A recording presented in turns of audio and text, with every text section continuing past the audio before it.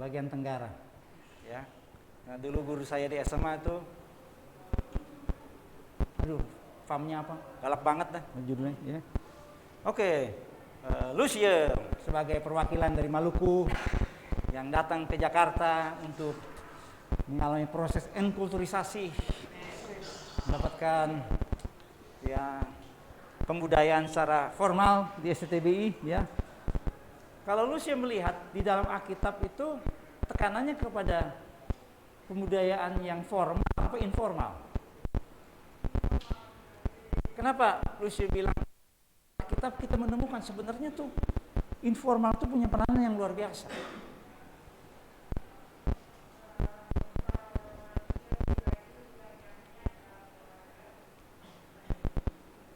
Jadi kalau dalam Alkitab seseorang tuh dididik harus dimulai dari mana? Dari rumah, keluarga. Ya. Makanya saya memberikan saudara kalimat-kalimat dan hasil survei yang luar biasa. Ya. Kalau negara yang kuat harus bangun dari keluarga-keluarga yang kuat. Gitu. Sudah disurvei besar-besaran di dunia ini. Ya, keluarga-keluarga yang hancur itu akan menghasilkan generasi yang hancur. Ya, jadi tidak bisa saudara sebuah bangsa akan kuat kalau dalam keluarga sih tidak ada kekuatan. Ya. Gereja juga demikian, ya. Oke, baik. Terima kasih Lucia yang sudah merantau dari Maluku, ya, naik getek sampai Jakarta, ya.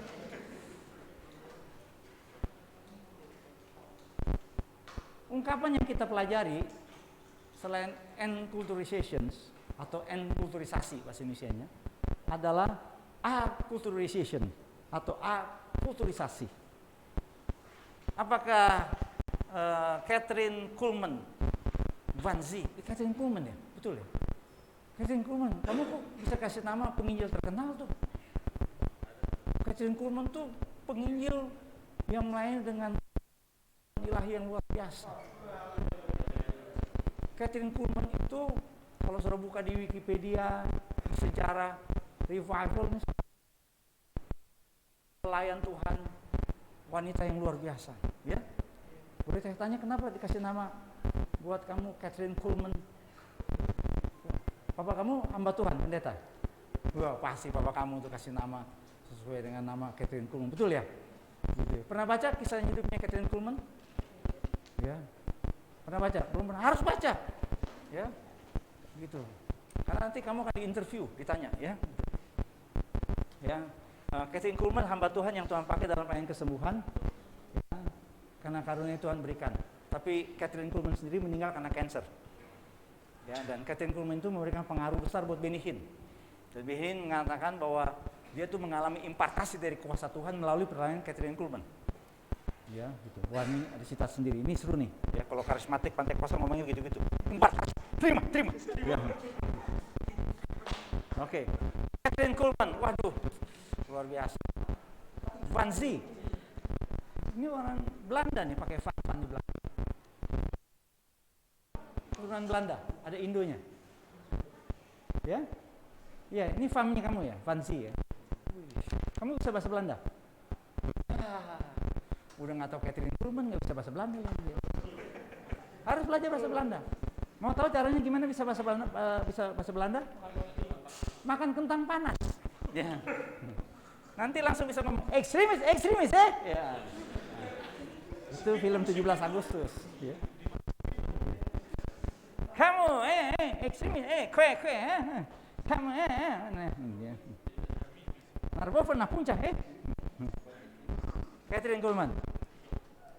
Kathryn Kuhlman, ya.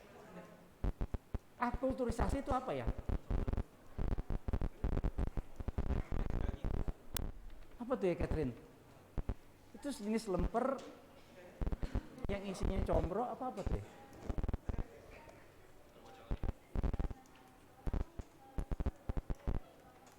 Oke. Ya. Bisa kasih contoh misalnya, saya kasih contoh kan. Misalnya dia orang dari suku A. Ya. Supaya bisa masuk ke suku B, harus apa yang namanya enkulturisasi apa?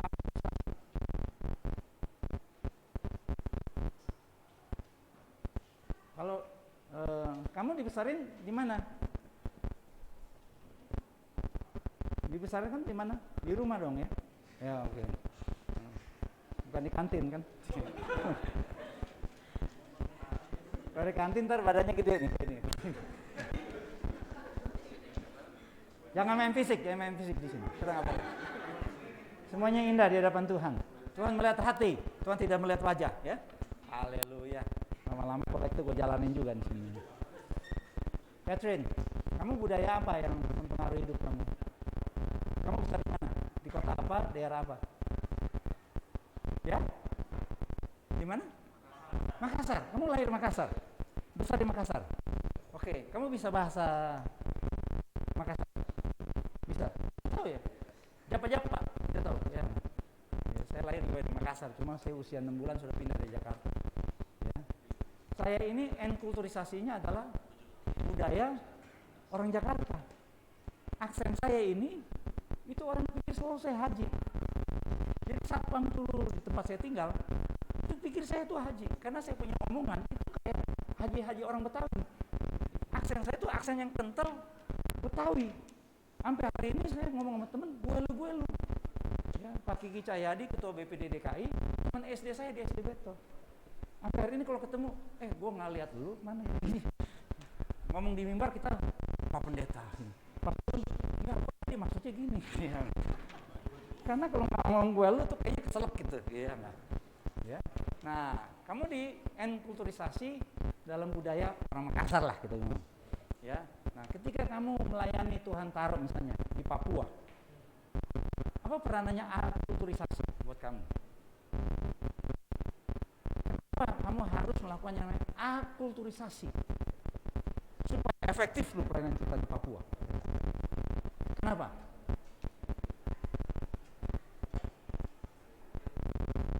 Ya, pernah dengar? Catherine, kenapa kamu kalau Tuhan utus melayani di Papua harus melakukan proses akulturisasi? Ya, exactly. Ya, nah ini yang seringkali jadi masalah. Saya dikasih kesempatan oleh Tuhan ke beberapa daerah di Indonesia dan beberapa tempat tinggal di dunia. Ya. Saya pernah lihat di California orang Indonesia sudah bertahun-tahun tinggal di California, ya, tapi hari-hari masih kayak orang Indonesia, kerja sama orang Indonesia. Gerejanya gereja orang Indonesia, makanannya makanan Indonesia, kalau jawab telepon bahasa Indonesia, gitu, ya.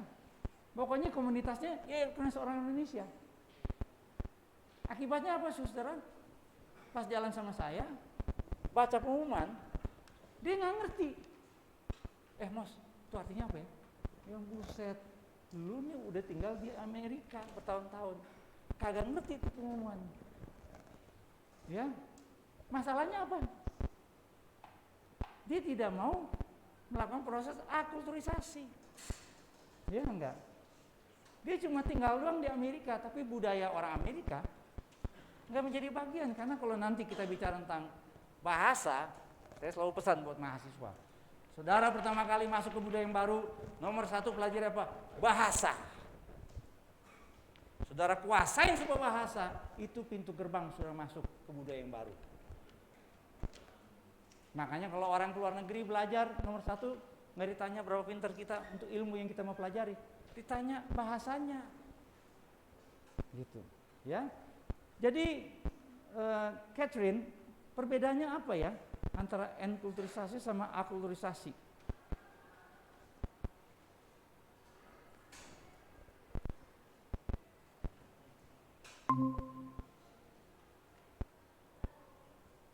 Mana yang lebih dulu, Catherine? Enkulturisasi atau akulturisasi yang terjadi dalam hidup seorang? Enkulturisasi yang pertama. Kalau akulturisasi itu adalah di sini sekarang this is not the first. but the second or third familiarizations to various cultures. Ya, itu bisa menjadi option buat kita, gitu. Sehingga seseorang ketika masuk di sebuah budaya diterima apa enggak, itu tergantung proses akulturisasi. Enkulturisasi kita nggak bisa milih. Saya nggak bisa memilih, saya dibesarkan di Jakarta, betul nggak? Ya, tadi yang namanya Lucio tidak bisa memilih, lahir di tengah-tengah orang Maluku, betul nggak? Ya, pernah dulu milih waktu mau datang dalam dunia, ada negosiasi, malaikat buka peta dunia, lu mau lahir di mana? Ya, tahu kita ada dan kita mulai sadar, sudah lihat tuh proses enkulturisasi, akhirnya sudah sadar, waduh, gue orang Batak ya, gue orang Jawa ya, bang, saya orang Sulawesi, betul kan? Nah, tapi untuk akulturisasi, bisa nggak kita memilih? Bisa nggak kita berkata no? Seperti kayak teman saya yang tinggal di Amerika bertahun-tahun, aku nggak mau sama orang bule, gue mau orang Indonesia aja, ya. Dan itu yang terjadi di banyak negara di dunia. Makanya kita tahu, saudara, ada daerah-daerah tertentu seperti di Amerika, bahkan Indonesia pun juga demikian. Itu daerahnya orang ini, ya. Kayak beberapa negara bagian Amerika yang dekat dengan Latin Amerika, itu daerah yang terkenal memang itu orang Amerika Latin semua. Ya, jadi kita masuk ke daerah situ, itu seperti kayak kita lagi ada di Meksiko. Ya, nah repotnya saya dipikir orang Hispanik. Jadi saya pas masuk daerah itu, saya diberondong dengan bahasa Spanyol. Saya jawab Diego Armando Maradona. Ya, itu nama main bola terkenal ya. Itu karena semua ngomong bahasa Spanyol, padahal mereka nih tinggal di California. Gitu ya. Nah, jadi ada pilihan untuk akulturisasi. Oke, terima kasih Catherine Kuhlman untuk insight-nya. Kita masuk ke Zoom meeting, ke meeting nih latar terusnya. Google Meet. Saya mau lihat ada jiwa-jiwa yang perlu dilawat Tuhan, ya. Boleh saya lihat ditampilkan? Ada Immanuel Daniel, betul ya? Bisa kedengaran nggak suaranya? Oke. Iya, Immanuel. Immanuel. Sudah lihat video pembelajaran? Ya, Pak. Sudah, Pak, sudah. Oke. Oh, situ ya. Oke. Oh, oke. Kenapa tuh? Oh, oke. Ya, kamu jadi penyambung lidah. Jadi Harun ya. Harun yang jadi. Jangan, kamu ntar jadi YouTuber.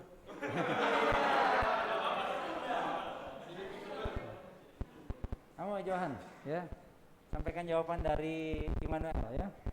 Nah, Immanuel, ketika orang melakukan proses dari budaya A ke budaya B, ada 4 kemungkinan yang terjadi dalam proses akulturisasi. Ya, ada semacam kayak kita bilang tuh diagramnya, kotaknya.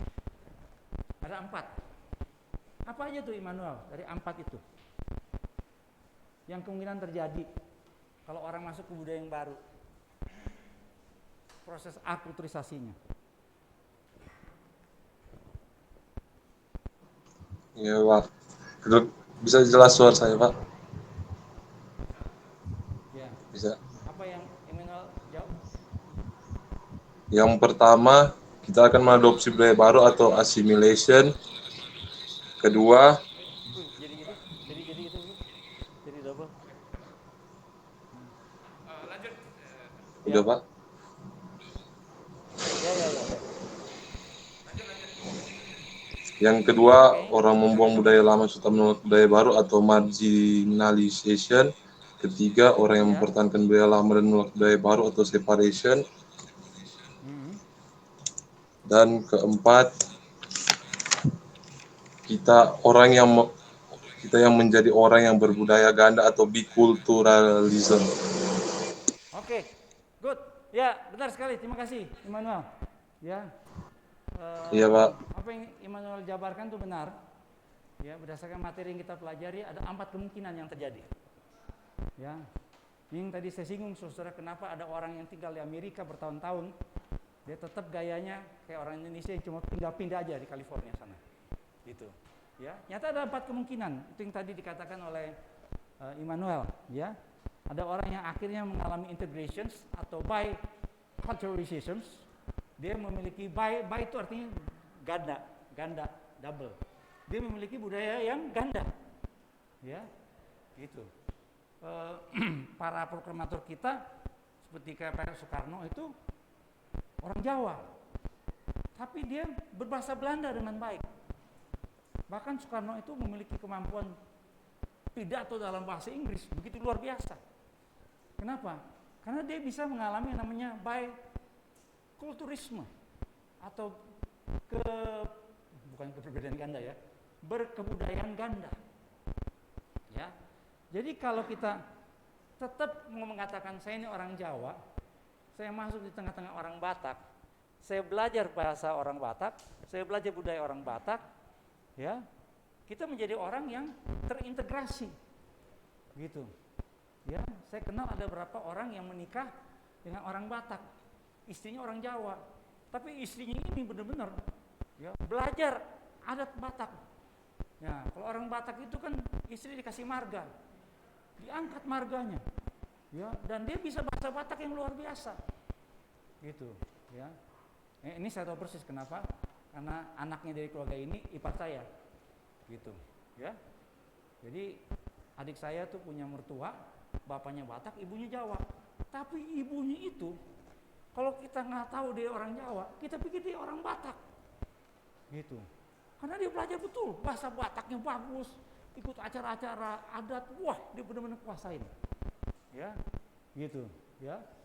Nah, ibunya ini walaupun dia orang Jawa, tapi sudah mengalami namanya biculturalism, gitu. Ini yang membuat dia diterima. Ya, saya ingat tuh, adik saya punya ibu mertua meninggal, itu orang Batak, benar-benar, ya, adat kan, mereka langsung pegang, dikasih marga Siaan kalau tidak salah, itu keluarga Siaan yang pegang langsung, itu udah kayak nggak dianggap dia orang Jawa, gitu. Sebaliknya teman saya orang Batak, karena dia nggak ikut-ikut acara adat, nggak diadatin, teman saya bilang, walaupun saya nih marganya ini, itu kayak nggak dianggap sama keluarga yang marganya ini, gitu. Ya nggak betul nggak? Seperti ya saudara ya. Ya, saudara keturunan Chinese, saudara ke Singapura. Saya ini kan Hitachi Amboina, papa saya Chinese, ibu saya Ambon, gitu. Nah, ketika saya ketemu orang Singapura selalu kok tanya orang Indonesia, are you originally from Indonesia? Jadi dia nggak tanya, lu orang asli enggak Indonesia, native apa enggak? Saya ngomong, actually my father was Chinese. Hah? Your father was Chinese? Dia langsung sikat saya pakai bahasa Mandarin. Saya jawab, gua punya tahu. Gua nggak bisa, gua nggak tahu. Dan orang Singapura, orang Malaysia, Chinese Singapura, Chinese Malaysia, kalau ketemu Chinese Indonesia, gak bisa Mandarin, itu dianggap aneh. Kenapa? Saudara boleh buka di YouTube, Chinese Indonesia sama Chinese Malaysia, itu berbeda luar biasa. Chinese Indonesia sudah mengalami yang disebut dengan assimilation. Tahu assimilation? Ya. Apa itu assimilation? Asimilasi. Coba lihat. Iya. Itu kan dulu gara-gara zaman Orde Baru. Ya kan? Gara-gara komunisme, PKI, semua yang namanya berbau budaya China dilarang oleh Soeharto. Dulu di Indonesia ada yang berbahasa Mandarin sekolahnya. Tapi pas zaman Orde Baru dilarang itu semua. Nggak boleh ada. nama-nama diganti. Ya. Kirim salam sama Cetung. Diganti semua. Nama semua jadi nama Indonesia. Akibatnya apa? Generasi berikutnya udah nggak bisa lagi bahasa Mandarin. Ya. Balik lagi ke Indonesia. Kita. Saudara orang Batak, besar di Jakarta. Orang tua di rumah tidak ngomong bahasa Batak. Ada. Ini terjadi sekarang di Jawa Tengah. Makanya di Jawa Tengah ada satu hari semua harus ngomong bahasa Jawa. Karena generasi mudanya sudah tidak bisa ngomong bahasa Jawa lagi. Anak-anak Sunda begitu juga. Udah nggak ngomong lagi bahasa Sunda. Udah turun ke generasi berikutnya sudah mengalami namanya assimilation. Gitu. Ada plus minusnya udah pasti. Ya, gitu. Nah, jadi ada kemungkinan yang namanya assimilation seperti Chinese Indonesia, ya, atau seperti Chinese Malaysia, yang sebenarnya kita sebut separations. Separation itu apa? Pemisahan. Boleh dijelasin? Separation. Budaya lamanya saya pertahankan nggak kalau separation? Budaya baru saya ambil nggak? Enggak. Hampir 80% Chinese Malaysia tidak bisa bahasa Melayu. Padahal bahasa Melayu bahasa nasional Malaysia. Tapi hampir 100% Chinese Indonesia bisa bahasa Indonesia. Ya, walaupun dulu waktu tes kewarganegaraan, waktu zaman saya SD saya SD Battle, saya ingat ada teman saya itu masih WNA. Jadi ada ujiannya. Ujiannya nyanyi lagu Indonesia Raya. Pasti nyanyi Indonesia tanah air lo, tanah tumpah darah lo. Di sanalah lo berdiri, jadi pandu ibu lo. Gobrek nggak lurus lo. Ya nggak. Ya itu jobnya saja itu jangan. Ya. Saya dulu di Amerika, saya tempat pelayanan 4 kali ke Australia. Banyak orang-orang Indonesia yang tinggal di Amerika, di Australia, pengen jadi warga negara. Dan sekarang beberapa negara seperti Amerika dan Australia semakin mempersulit orang-orang pendatang untuk jadi warga negara. Karena kenapa? Faktanya banyak orang jadi warga negara, mereka nggak kenal Amerika. Jadi katanya terakhir orang mau jadi warga negara itu ujiannya susah. Karena mesti belajar sejarahnya Amerika, udah sulit luar biasa. Sama juga dengan Australia, ya, belajar ketenagaraan, belajar ini, belum ngomong tes bahasanya, gitu. Ya, makanya banyak orang di Amerika dia nggak menjadi warga negara, dia green card aja. Tapi ketika si Donald Trump, adiknya Donald Bebek, jadi presiden, orang-orang yang punya green card itu dihukum. Lu mesti tinggal di Amerika sekian lama dalam setahun. Lu mesti spending money sekian. Lu jangan cuma punya green card doang. Lu harus kasih sumbangsi buat Amerika, gitu. Di Australia juga sama. Teman saya tuh punya PR Australia. Pusing dia. Kenapa? Karena dia harus 2 bulan tinggal di Australia setiap tahun. Kalau nggak dia cabut permanent residence-nya. Gitu. Kenapa? Karena mereka akhirnya sadar. Kalau ini orang-orang pendatang datang ke Australia, ke Amerika, dan tidak mau melakukan yang namanya akulturisasi, kedepannya kita akan mengalami namanya itu, ya, separations, dan yang paling parah adalah ada yang namanya marginalization. Kaum marginal ini parah nih, yang lama dia tolak, yang baru juga dia tolak, dia bikin kayak semacam kayak, nah ini biasanya kalau marginalization nih kelompok-kelompok bidat, iya, ya, penyesat. Yang kita berdoa, Tuhan turunkan api dari langit, bakar mereka ya. Binasakan mereka ya. Benar. Kaum marginal ini kelompok-kelompok yang anti dengan budaya yang ada, dan mereka membuang juga hubungannya dengan budaya yang lama yang mereka miliki. Ya, kalau di Amerika itu ada kelompok-kelompok seperti Mormon. Kelompok Mormon itu kelompok marginal. Ya, mereka mempraktekkan poligami. Ya, saya pernah nonton filmnya di Netflix tentang Mormon. Wah, mereka tuh totally apa ya, different with other Americans. Ya, mereka tinggal di sebuah kompleks sendiri, mereka beli sebuah daerah, bangun kota sendiri, dan mereka bangun sebuah budaya sendiri, gitu. Ya, nah, ini yang terjadi saudara di beberapa budaya. Ya, oke, ini saudara pemahaman kita tentang enkulturisasi dan akulturisasi. Saya buat video pelajaran dan materi kita segampang mungkin. Materinya sebenarnya ini berat saudara. Kalau saudara baca buku textbook tentang topik ini sebenarnya pembahasannya panjang lebar, jelimet, tapi saya buat seringkas mungkin, sederhana mungkin dengan contoh-contoh yang akhirnya saudara tahu, oh, kalau saya mau melayani saya mesti melakukan yang namanya apa? Ya, by culturalism. Terintegrasi. Seperti Rasul Paulus katakan dalam 1 Korintus 11, buat orang-orang yang tidak hidup di bawah hukum Taurat, aku menjadi seperti orang yang hidup tidak di bawah hukum Taurat. Tujuannya apa? Supaya aku bisa memenangkan mereka. Gitu. Ya. Baik saudara, saya berikan kesempatan buat saudara bertanya mengenai harga BBM. Ya.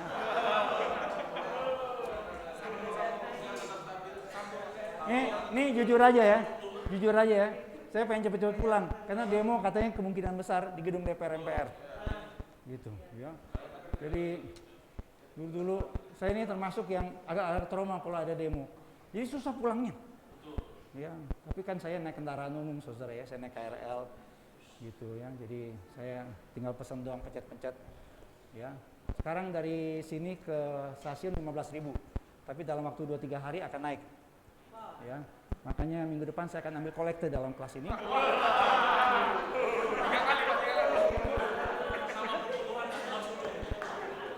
Kayaknya gue bakalan dipecat jadi dosen di sini. Salah satunya dosennya ambil kolektor di tengah mahasiswa. Ya. Oke, baik. Ada pertanyaan saudara? Silakan kalau ada pertanyaan. Ada sekitar 15 menit untuk kita refleksi. Tangkap semua ya, ngerti ya? Punya gambaran ya? Ini istilah yang memang kita mungkin baru pertama kali dengar, ya, tetapi saudara harus pelajari ini. Ya, enkulturisasi dan akulturisasi. Silakan kalau ada pertanyaan. Dari ruang Google Meet, kalau ada pertanyaan silakan. Boleh sampaikan kepada Johan sebagai penyambung lidah mahasiswa. Di Google Meet ada berapa, Johan?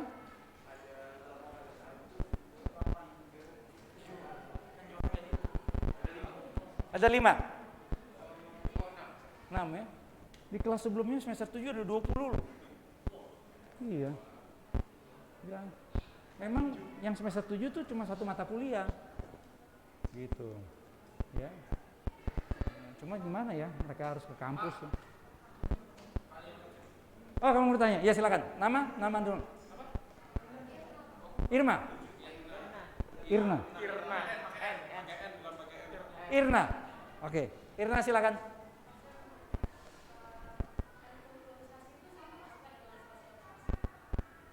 Sorry yang terakhir. Sama dengan apa? Oke. Nah, dari segi keilmuan sebenarnya berbeda. Jadi selalu ada pertanyaan antara enkulturisasi dengan yang namanya sosialisasi. Ya, mana yang lebih dulu, enkulturisasi apa sosialisasi? Ya, mana yang jadi kendaraan, enkulturisasi apa sosialisasi? Gitu. Ya, selalu dikatakan bahwa enkulturisasi yang dimulai, ya, dalam hidup seseorang. Karena ini kita belajar budaya. Sosialisasi itu ketika seseorang dalam sebuah struktur masyarakat sudah terbentuk strukturnya. Makanya ada yang namanya kita struktur sosial. Gitu, ya.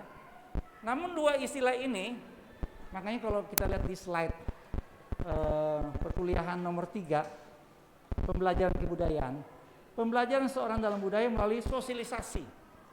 Dalam kurung belajar tentang norma, sikap, nilai dan sistem kepercayaan dan enkulturisasi. Ada yang mengatakan ini bisa overlapping, tapi saya mengatakan ini seperti 2 rel kereta. Kereta itu ada 2 rel. enkulturisasinya harus ada, sosialisasinya harus ada. Gitu, ya. Makanya sekarang ada satu ilmu namanya antropologi sosial. Karena di dalamnya ada bagian kita sebut ini antropologinya, ini sosiologinya. Gitu. Tapi kalau kita ditanya mana yang lebih dulu, kita akan berkata enkulturisasi. Ketika seorang sudah memiliki budaya, nanti kita akan pelajari pengertian budaya, sistem nilai, ya. Bahkan nanti saya akan ngomong soal worldview. Ini materi kita selanjutnya tentang worldview. Nah, worldview itu nggak disinggung sama sosiologi. Sosiologi itu seperti kayak kendaraan yang di luar, gitu. Sistemnya, strukturnya, ya, itu sosiologi, ya. Sistem kemasyarakatannya. Walaupun juga kita ngomong di antropologi seperti itu, ya.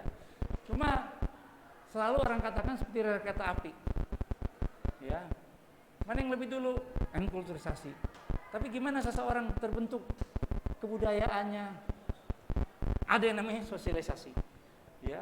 Struktur sosial itu ada, ya. Kira-kira seperti itu gambarannya, ya. Begitu kira-kira, ya. Jadi kayak rel kereta api, selalu yang dua hal ini pasti terjadi, nggak bisa dipisahkan, ya. Cuma kalau saya ditanya mana yang lebih dulu, pasti enkulturisasi yang lebih dulu terjadi, ya. Oke, begitu kira-kira. Ya, bagus pertanyaannya. Ada lagi pertanyaan? Silakan. Ya, kamu dulu ya. Habis itu apa ya? Mau mana dulu? Roy dulu. Siapa mau? Nama. Nama saya Roy. Roy. Silakan Roy. Ini mengenai gereja ya, Pak. Ada gereja kesekuan. Gereja kesukuan, oke, menarik nih. Gereja kesekuan kan seringkali kalau kita ke daerah-daerah tertentu kan hanya ada bahasanya bahasa dia gitu. Ya, kayak KBP, ya, ada gereja Kristen Simalungun, bahasa Simalungun, ya, bukan pakai toba, ya, gitu ya. Ada Karo, gereja Kristen Protestan Karo, ya, bahasanya bahasa Karo kan. Ya. Tapi kan di Bandung kan armada yang pendatang itu kan jadi kalau nggak canggung ya, Pak ya. Ya, Bahasanya gitu ya. ya.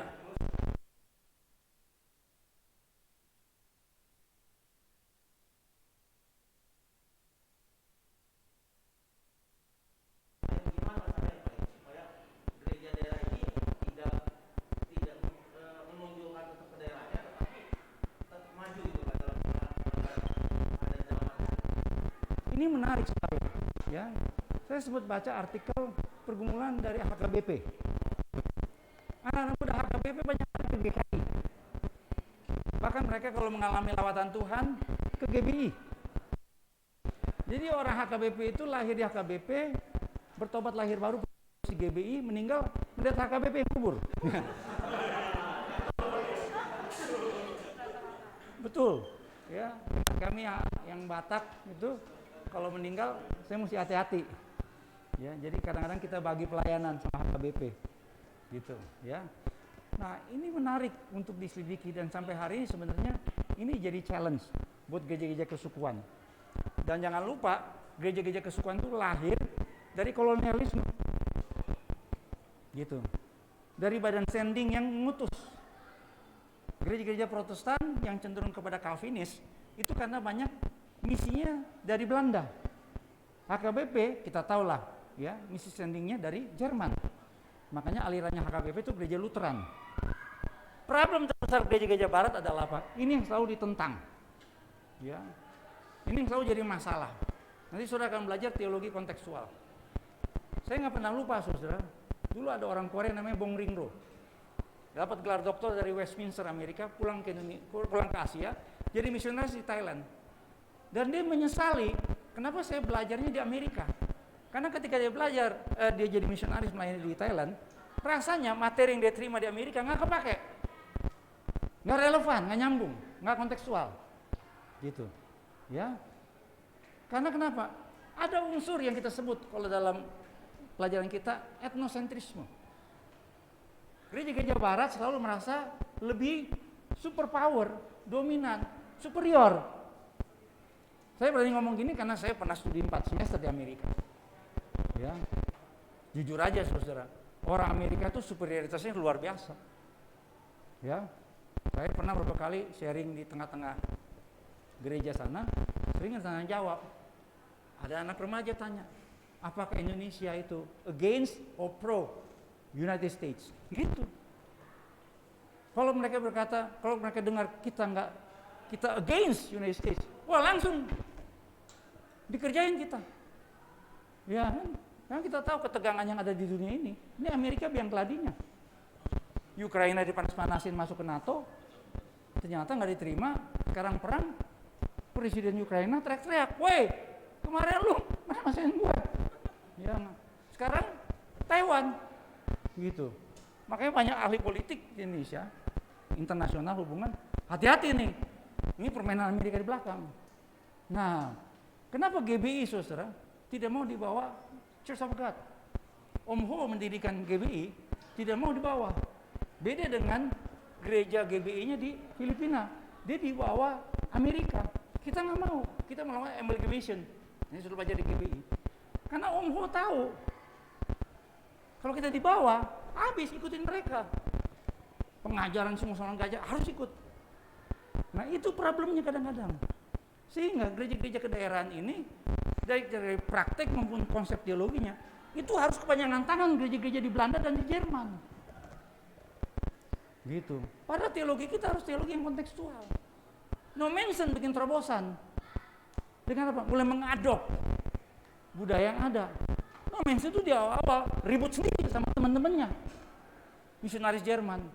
Karena no mention itu berani ambil budaya orang Batak.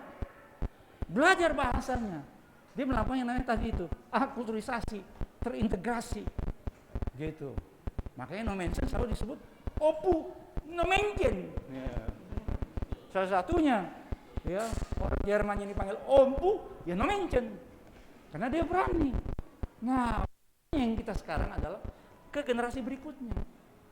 Makanya sekarang gereja HKBP, GKJ, dulu saya 6 tahun di Jawa, GKJ itu hari Minggu 2 bahasa. Satu pakai bahasa Jawa, karena bahasa Jawanya itu kromo inggil. Bahasa Jawa itu 3 level. Ya, bahasa yang ngoko, ya, bahasa yang halus, ada lagi yang paling halus, kromo inggil. Itu yang bisa, nggak sampai 5% dari orang Jawa. Betul, ya. Itu urusannya hono coroko, ngoto-boto singo di mejo. Waduh.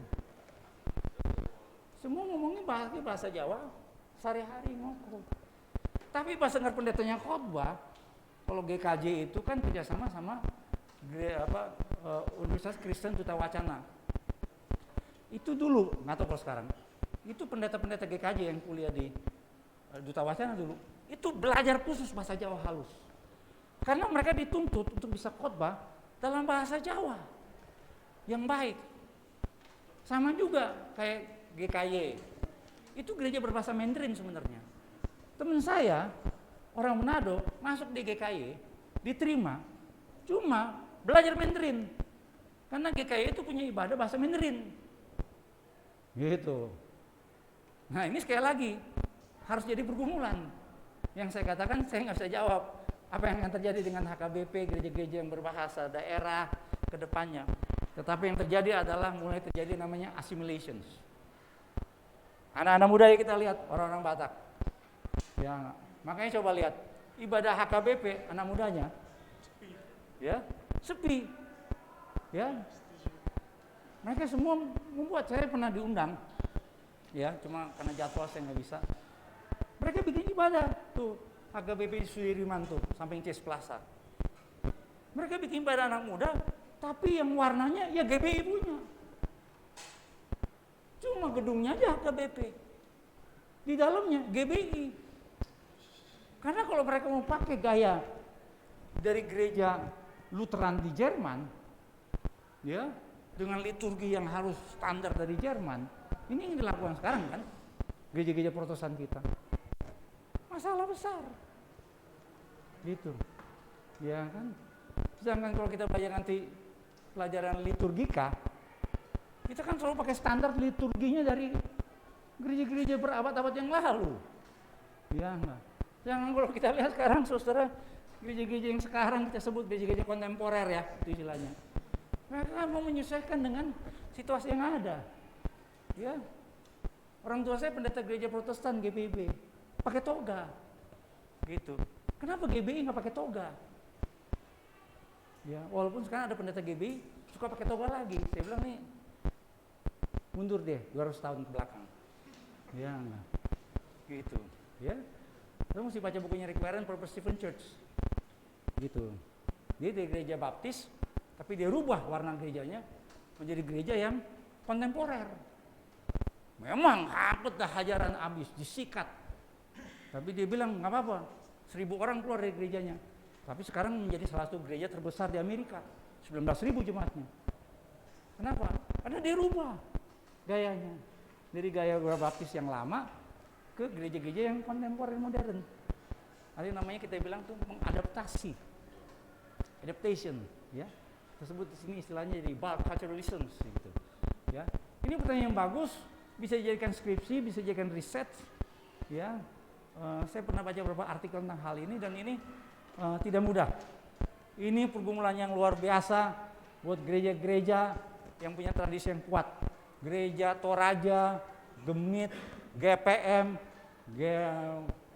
Gemim, yang ada semua di daerah-daerah itu. Sekarang udah kebanyakan sudah mulai tinggalkan bahasa daerah. Ya, itu. Dan mereka sudah pakai bahasa Indonesia. Itu salah contoh. Oke, Roy, bagus pertanyaan kamu. Oke, the last question sebelum kita ambil persepuluhan di awal bulan. Ya.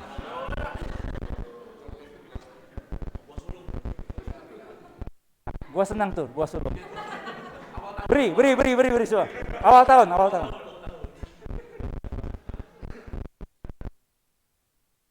Ini saya nih kepala loh.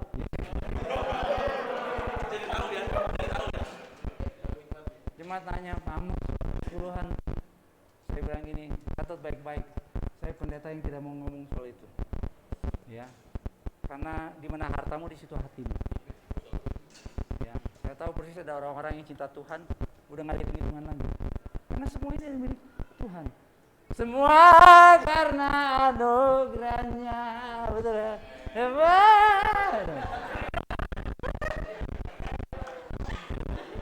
Saya akan nyanyi lagu 3 album dulu buat saudara ya.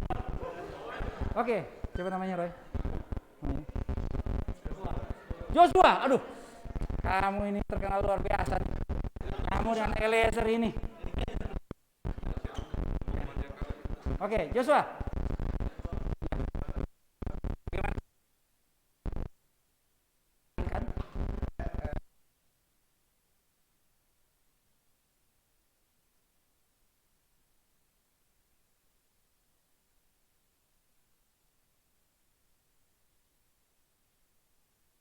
Nyambung juga sama Roy.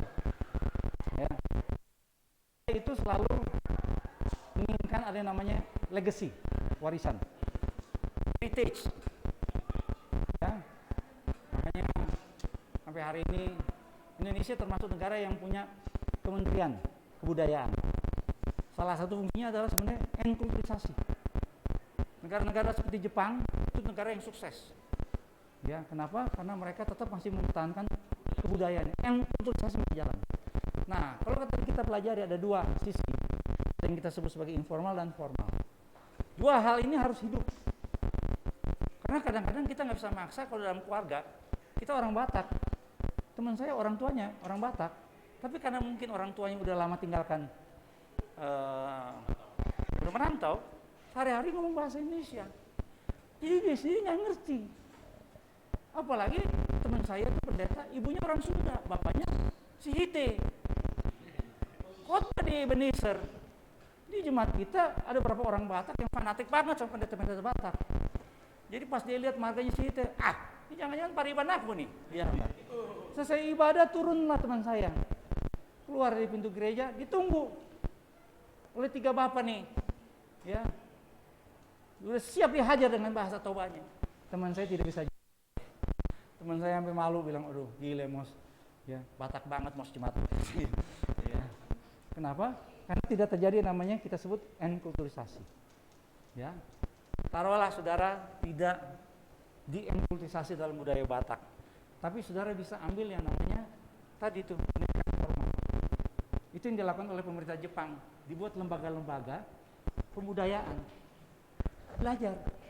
Aneh kan? Kita orang Batak, marga Batak, belajar bahasa Batak. Coba buka di YouTube, ya, di YouTube tuh ada tuh yang kasih kursus bahasa Batak. Terus saya baca komen-komennya. Ternyata mereka ini orang-orang Batak yang besarnya bukan di Sumatera Utara, bukan di Medan. Mereka tidak bisa berkata, anak Medan, anak Medan, anak Medan. Ya. Nggak bisa. Tapi karena mereka ini ada beban, marga orang Batak. Ya enggak. Jadi dia belajar. Dia kursus bahasa Batak. Ikut acara-acara adat. Ya enggak. Cuma memang saya belum tahu apakah suku etnis tertentu punya lembaga formal. Tapi seperti di Jepang, mereka punya khusus. Ya, mau belajar budaya Jepang yang seperti ini, ada upacara ini, mereka bikin. Gitu, ya. Pertanyaan kamu bagus sekali, Joshua. Ya. Ini kembali lagi pada niat, tujuan. Ya. Nah, ada negara yang kita ngomong lah, dia kayak mau ke barat-baratan. Gitu. Dia tinggalkan budaya yang lama, ada. Ya. Satu lain hal. Ya, entah itu karena faktor masa lalu yang kelam. Jadi mereka cut off dengan masa lalu. Masuk ke budaya yang baru. Ya. Tapi dia merasa ini sebuah budaya yang luar biasa. Kita harus pertahankan. Tadi itu prosesnya. Dari keluarga dan dari pendidikan formal. Gitu ya. Sehingga tadi saya singgung, sekarang di Jawa Tengah setiap hari Selasa atau hari apa? Semua kantor-kantor tuh wajib berbahasa Jawa. Gitu. Ya. Sekolah-sekolah wajib menggunakan bahasa Jawa. Di hari Selasa kalau nggak salah. Seminggu sekali. Itu bentuk enkulturisasi secara formal. Kira-kira begitu Joshua penjelasannya, ya. Oke, terima kasih Joshua untuk pertanyaan yang baik, ya. Kamu mau tanya terakhir nih, karena demo udah datang nih, saya lihat nih. Oke, terakhir. Siapa nama kamu? Tadi Nathanael, kamu yang tadi doa ya? Oke, Nathanael mana? Iya, Nathanael. Mau tanya, Iya. apakah akulturasi itu berhubungan dengan etnisnya?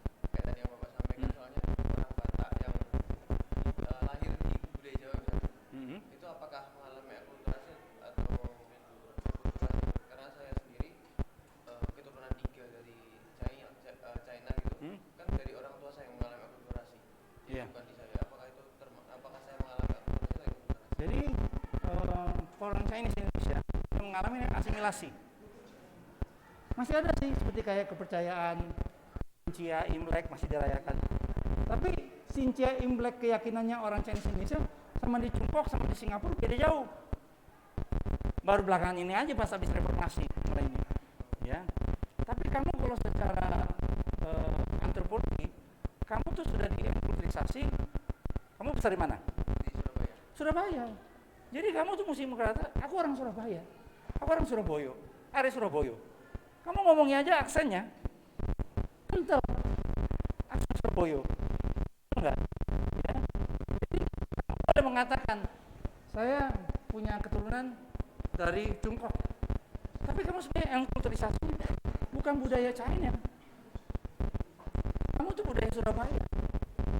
Tapi saya punya teman yang orang tuanya mengalami sepak budaya Tiongkok yang dilestarikan. Jadi dia seperti hidup di Tiongkok tapi Nah, kasusnya gimana Pak Oli? itu yang sering kali jadi masalah. Itu yang membuat banyak kali ada clash, ada problem. Cuma levelnya untuk Indonesia, karena contoh ya, contoh waktu sekolah dia harus bahasa Indonesia. Kebetulan sekolah di sekolah Mandarin, tapi bahasa pengantarnya walaupun Mandarin, tapi pelajaran bahasa Indonesia. Karena kurikulumnya, jadi Indonesia itu Mau sekolah di internasional, ada sekolah nasional plus, ya enggak. Tetap mesti ada Indonesianya, gitu. Tetap beda sama Chinese Malaysia, orang India Malaysia itu pagi siang malam ngomong pakai bahasa Malayalam atau bahasa Hindi itu. Sama juga orang Chinese Malaysia, tapi Chinese Indonesia ini polisi tadi saya bilang agak formal dari sebuah negara yang secara sengaja membuat yang namanya satu proses enkulturisasi yang terintegrasi. Supaya apa? Kalau dia warga negara Indonesia, percayalah pada sila ketiga persatuan Indonesia. Gitu. Ya enggak. Bahasa kasar lu jangan cari duit doang di Indonesia. Ya enggak. Lu harus menjadi bagian.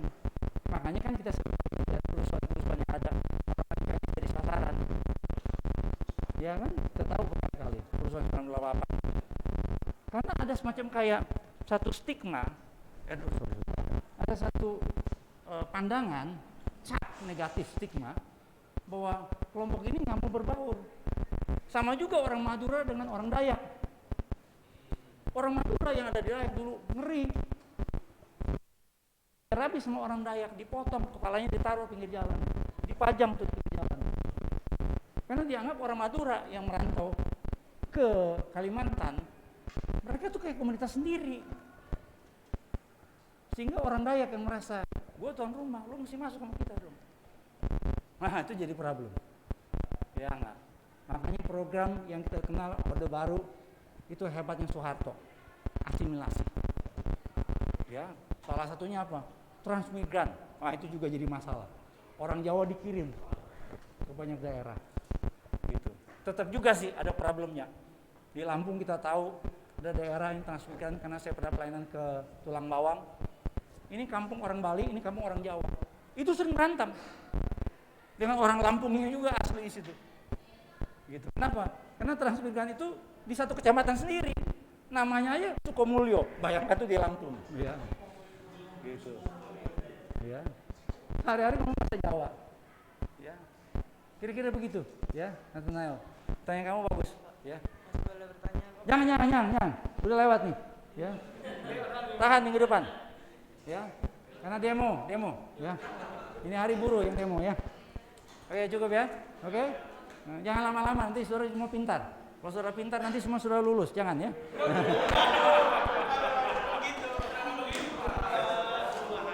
Ini memang dosen yang cinta mahasiswa, supaya mahasiswanya tuh MA, masuk abadi. Ya. Oke, baik, mari kita akhiri perkuliahan kita, saudara. Terima kasih buat saudara yang sudah ngikuti di Google Meet, ya. Si switch nih, biasanya di Zoom sekarang Google Meet. Ya. GM, lebih kacamata. Ya, gitu. Oke, baik, kita akan akhiri dalam doa. Terima kasih buat saudara yang bersemangat menanyakan pertanyaan saudara bagus-bagus sekali. Ya, saya minta Joyson Cristiano Ronaldo. Saya bukan. Joyson Cristiano Tukalai. Ya. Silakan. Joyson.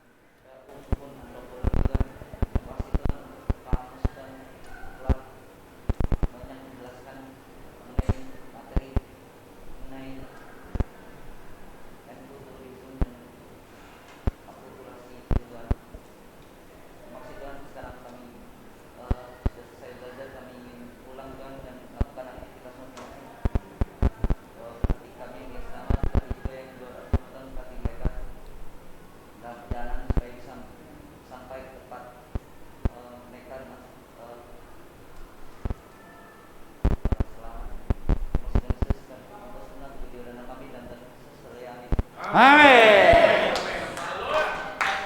Okay, see you next week. God bless you. Yeah.